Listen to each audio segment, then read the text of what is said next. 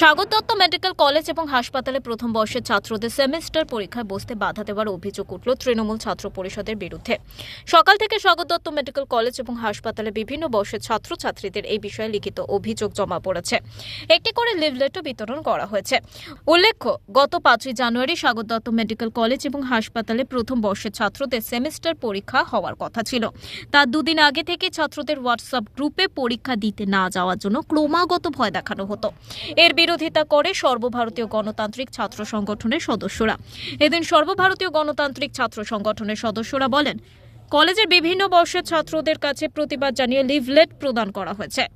আমাদের সাগর দত্ত মেডিকেল কলেজের first year স্টুডেন্টদের ফার্স্ট সেমিস্টার এক্সাম সেটা হুমকি দিয়ে গায়ের জোরে বন্ধ করে দিয়েছে টিএমসিপি।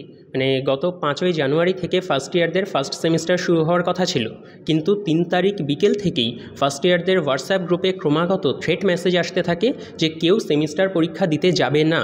কারণ তাদের বক্তব্য হচ্ছে এই সেমিস্টার বয়কটের মধ্যে দিয়ে তারা প্রিন্সিপালের ওপর চাপ সৃষ্টি করবে যাতে হোস্টেল সংক্রান্ত বিভিন্ন সমস্যার সমাধান হয়। তারা এও বলে যে পরীক্ষা দিতে না গিয়ে তাদেরকে টিএমসিপির কাছে গিয়ে অ্যাটেন্ডেন্স দিতে হবে যাতে এটা এনশিওর হয় যে কেউ পরীক্ষা দেয়নি।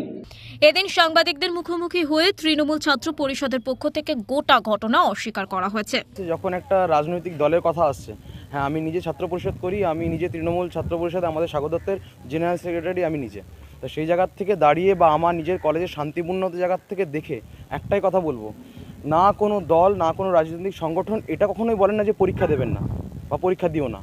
আমরা কোনোদিনও আমাদের মমতা বন্দ্যোপাধ্যায়ের আদর্শে আমরা বড় হয়েছি, আমরা দেখেছি।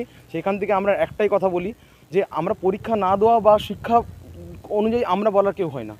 স্বাগত দত্ত মেডিকেল কলেজ কর্তৃপক্ষ এবার কি পদক্ষেপ নেয় সেটাই এখন দেখার। উত্তর 24 পরগনা থেকে প্রতীতি ঘোষের রিপোর্ট, ওঙ্কার বাংলা।